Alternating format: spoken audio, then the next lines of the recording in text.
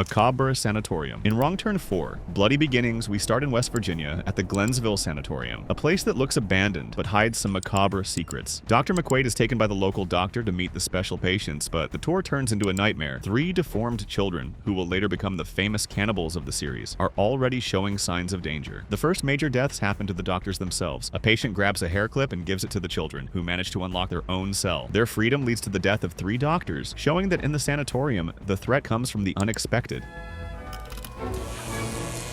Then we move into the story of a group of college students heading by snowmobile to a cabin in the mountains. They get lost in a snowstorm and end up at the sanatorium. Lauren remembers her brother's stories about the cannibals, but no one believes her. So that's not all they did to each other. What else? So they ate each other. Cannibals. But, well, we already know what's going to happen. Vincent is the first to wander off from the group and finds Porter's body. Before he can react, he's killed. The next day, Jenna witnesses the cannibals tampering with Porter's body and runs to warn the others. Claire is the next victim, grabbed by the neck with barbed wire and killed in front of her boyfriend, Kyle. Meanwhile, Sarah, Daniel, and Kyle go down to the basement looking for weapons and find a full arsenal. Now they've got a chance, right? No. Daniel is captured and devoured. Here, the movie shows that both the sanatorium and the cannibals are always one step ahead. The students manage to trap the cannibals in a cell, but Kyle, who stays behind to guard them, falls asleep. Of course that was going to happen. The monsters escape using the same hair clip that started it all years earlier. During the chaos, the girls mistake Kyle for one of the cannibals and end up killing him. No, please, no.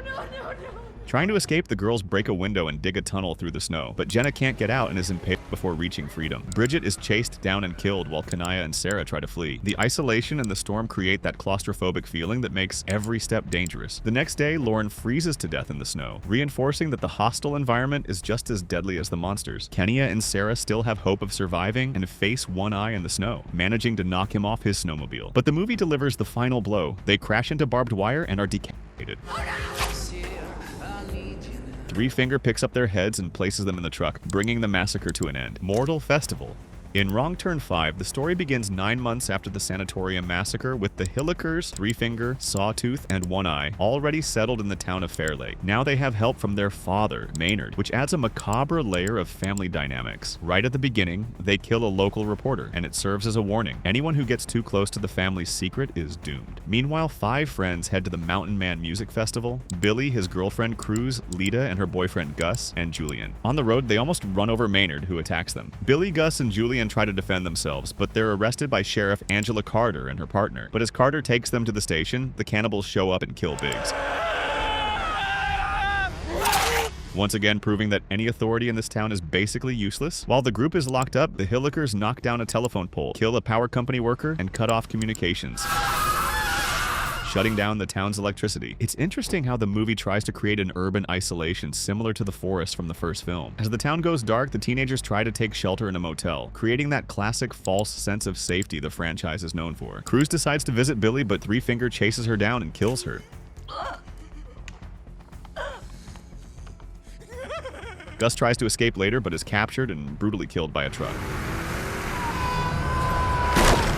Meanwhile, Carter gives weapons to Billy, Julian, and the prisoner Mose, trying to organize a defense at the station. Lita arrives at the station, and the search for their dead friends shows how bad decisions or delays come at a high cost. Billy and Julian go out looking for Cruz and find her body. As they try to bring it back, they're captured and taken to a football field, where Three Finger uses a snowblower to kill them.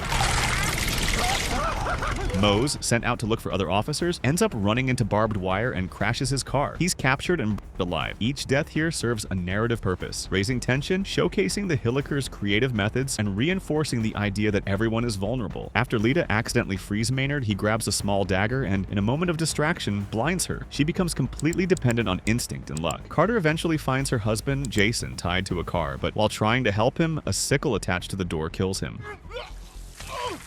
As that happens, Three Finger fights Carter and ends up capturing her. After that, Carter wakes up in a cell and goes through a Saw-style moment. She must choose between shooting herself or being burned alive. She chooses the first option. Meanwhile, Maynard and the Hillikers take Lita, blind and defenseless, into the forest. And the movie ends with no survivors. An interesting detail is the Hillikers' urban strategy. Unlike previous films that focused on forests and sanatoriums, here the town of Fair Lake becomes a character itself. Cutting power, shutting down communication, and eliminating law enforcement turns the town into a hunting ground. Even though it was criticized for its CGI and acting, the movie still manages to consistently deliver tension, fear, and surprise. Last Resort. In Wrong Turn 6, Last Resort, the story begins with two bikers enjoying a relaxing moment in nature in the mountains. Everything seems normal until the Hilliker brothers, Three Finger, Sawtooth, and One Eye suddenly appear on the trail in West Virginia. These guys are no joke, and they attack the couple right there, killing both the man and the woman.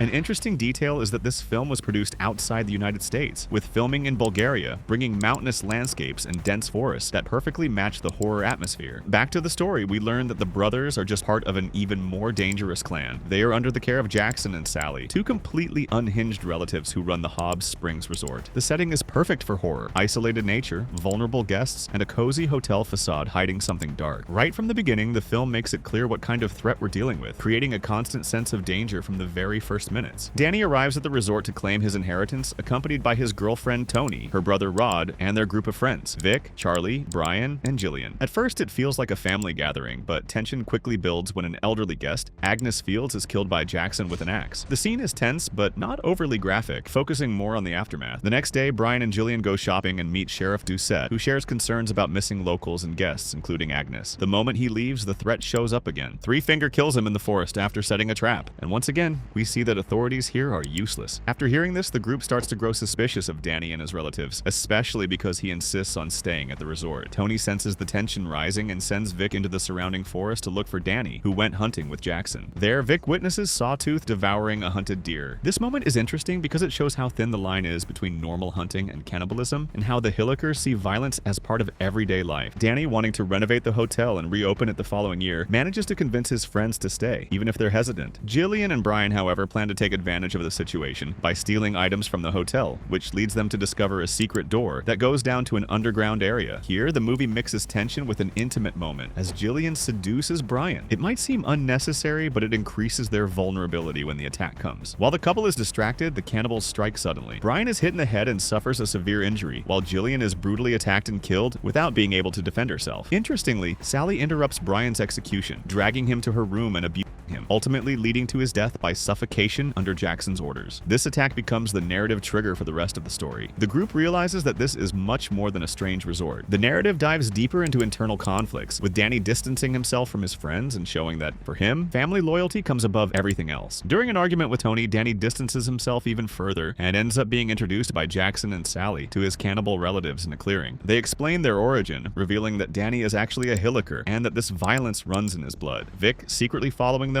overhears everything but is captured by the clan. His death is horrific and ritualistic. The Hillikers slit his and consume his organs as part of a family ceremony. At dawn, Tony, Rod, and Charlie discover Jackson cooking the victims in the kitchen, including Brian and Jillian. They are completely shocked, and their attempt to escape results in Charlie's death, killed with a fire hose in one of the film's most bizarre scenes. And Rod, killed with a knife.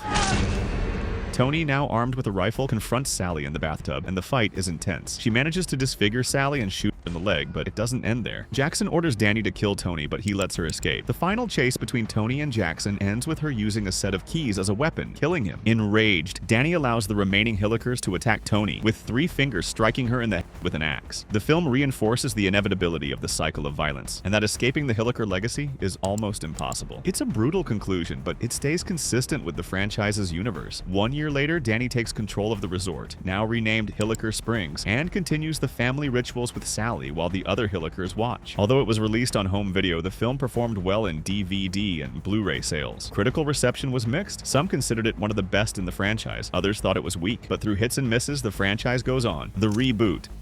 The franchise reboot, also known as Wrong Turn: The Foundation, presents a completely new story, abandons its old roots, leaving behind the themes that defined the previous films, and now moves into a new approach. The narrative follows Jennifer, known as Jen, and her group of friends on a hike along the Appalachian Trail in rural Virginia. She travels with her boyfriend Darius, the couples Adam and Milla, and Gary and Luis, seeking a closer connection with nature. But the forest's isolation quickly reveals dangers far older and more structured than they could have imagined. As soon as they arrive in the nearest town, the group notices hostility hostility from the locals. At a bar, Nate and other residents show distrust, creating an early tension that sets the stage for what's coming. Jen also meets a strange woman named Edith, accompanied by a mute girl, Ruthie, whose mysterious presence hints at cult-like elements and manipulation. This encounter already establishes a sense of danger, showing that they're entering unknown territory where different rules govern survival. During the hike, the group decides to leave the recommended trail to explore an old fort, ignoring warnings. That decision triggers a series of deadly events. A massive log rolls down a hill, hitting Gary and killing him instantly. This marks the beginning of relentless terror, reminding us that the forest itself is a character, a force just as deadly as any human threat. Injured, disoriented, and lost, the survivors set up camp, but the real danger is still ahead. The next day, Mila mysteriously disappears, along with the group's phones, cutting off any chance of outside communication. They find a commemorative plaque from 1859 describing the creation of a group called the Foundation, formed by mountain settlers who believed the end of the United States was near. This detail adds a historical layer, showing that the present horrors are rooted in old, isolated traditions. While searching for Mila, Adam triggers a trap and falls into a pit. Jen and Darius and Louis later discover a barn filled with backpacks and clothes, only to find Adam tied to a post, being carried by two masked men wearing animal skulls. They try to communicate, but it's impossible. The men speak an unknown language. Adam manages to break free and brutally kills one of them with a branch, while the other escapes. Tension rises again when Mila, who had wandered off to use the bathroom, reappears, only to be caught in more traps and surrounded by masked hunters. She falls into a pit, is impaled, and later killed by an arrow. With the group captured, they're taken to a primitive settlement deep in the forest, the headquarters of the Foundation. They face a bizarre trial before the cult members, with Edith acting as one of their captors. Morgan, the brother of Samuel killed by Adam, testifies against him, and the leader, Venable, sentences Adam to death. The others try to lie to save him, but they're exposed and sentenced to darkness, a cruel punishment. Adam is taken to his brutal execution, carried out by Venable using the same log Adam used to kill Samuel. Louise tries to escape, but is captured and blinded with a hot iron, being kept prisoner by the cult. She offers Darius as someone useful to the community, capable of solving internal social issues, and proposes to become a wife and mother within the group, emphasizing her health and good genes. Venable accepts, and Jen and Darius are officially initiated into the Foundation. Jen becomes Venable's wife. The story shifts with the arrival of Scott Shaw, Jen's father, who goes looking for her. He hires a local guide to cross the forest, but deadly traps kill the guide and his son. Scott eventually finds the settlement, but is captured. To protect his identity and buy time, Jen wounds him with an arrow, pretending hostility, and later frees him. She tries to convince Darius to escape with her and her father, but he refuses. After that, Jen kills Morgan, the deer skull, with a gunshot, and his body is later consumed by a woman from the community. With Ruthie's help, they escape. They free the blind prisoners, among them Luis, whom Jen executes out of mercy to prevent further suffering. As they're about to escape, Hobbs tries to capture Jen and Scott, but she stabs him multiple times and kills him. Then Edith tries to attack Scott, but is shot in the head and dies. Cullen is also killed by arrows fired by Jen.